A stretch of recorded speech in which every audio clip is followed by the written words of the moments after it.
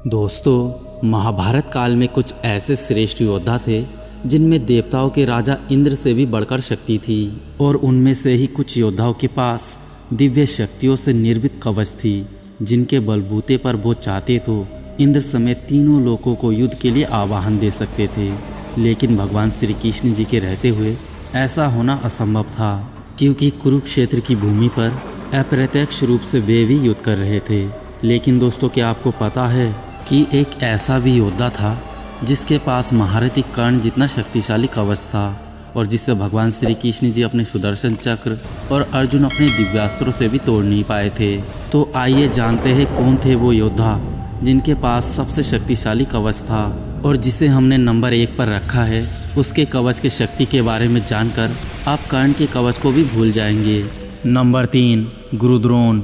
दोस्तों, जब भी हम गुरुद्रोण की बात करते हैं तब हम सिर्फ उनको कौरवों और पांडवों के गुरु के रूप में ही देखते हैं और उसके बाद उनके धनुर्विद्या की चर्चा होती है।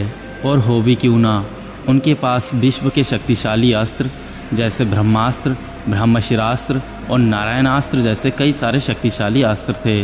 लेकिन क्या आपको पता है कि उनके पास बहुत ही कठोर और अटूट शक्तिशाली कवच भी था। जी हाँ दोस्तों, गुरुद्रोण ने महाभारत युद्ध के समय दुर्योधन को एक दिव्य कवच पहनाया था जिसे तोड़ना अत्यंत कठिन था, जिसका निर्माण गुरुद्रोण ने अपने तपस्या की शक्तियों से किया था। कवच पहनाते समय उन्होंने कहा था, राजन, यह सुवर्णमय कवच धारण करो। इसके रहते हुए तुम्हें मनुष्य सहित देवता, असुर, यक्ष, नाग, राक्षस तथा तीनों लोगों के प्राणी तुमसे युद्ध करते हो तो भी आज तुम्हें कोई भी भय नहीं होगा। यहाँ तक कि इसके सामने श्री कृष्ण, अर्जुन तथा दूसरा कोई शस्त्रधारी योद्धा भी तुम्हें चोट पहुंचाने में समर्थ ना हो सकेंगे। यह कहकर जल से आचमन करके तुरंत ही उस दिव्य कवच को प्रकट किया और दुर्योधन को पहनाया। नंबर 2, अभिमन्यु। दोस्तों, अभिमन्यु एक ऐसा वीर था जिसके बारे में जितनी प्रशंसा की जाए उतना ही कम लगता है। उनके पराक्रम को देखकर गुरुद्रोण, महारथी कर्ण भी अचंभित हो गए थे।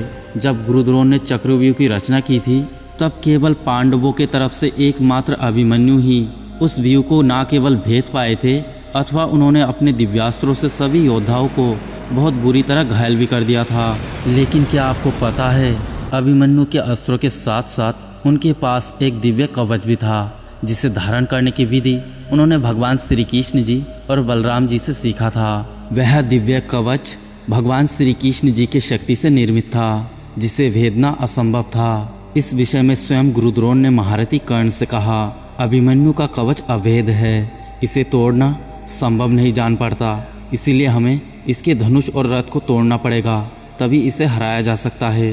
नंबर 1, दुर्योधन। दोस्तों, ये नाम सुनकर आप लोगों को लग रहा होगा ये कैसे हो सकता है कि दुर्योधन का कवच महारथी कर्ण जितना शक्तिशाली कैसे हो सकता है।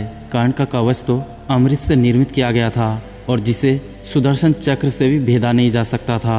हाँ, ये सच है कि महारथी कर्ण का कवच महाभारत काल का सबसे शक्तिशाली कवच था। लेकिन महाभारत युद्ध के समय जब कौरवों के सभी महारथियों की मृत्यु हो गई थी तब शिव भक्तनी माता गांधारी ने अपने तपोबल से दुर्योधन के शरीर को भगवान शिव जी के कवच शक्ति से युक्त वज्र का बना दिया था, जिससे दुर्योधन को हरा पाना असंभव हो गया था। कहा जाता है जब भीम और दुर्योधन का युद्ध होने वाला था उस दिन भीम के अंदर भगवान हनुमान जी का बल आ गया था, लेकिन फिर भी दुर्योधन के शिव कवच से युक्त वज्र के शरीर को भीम टस से मस नहीं कर पाए थे, क्योंकि उनकी रक्षा स्वयं भगवान शिव जी कर रहे थे और महादेव के शक्तियों के आगे कोई भी शक्ति टिक नहीं सकती।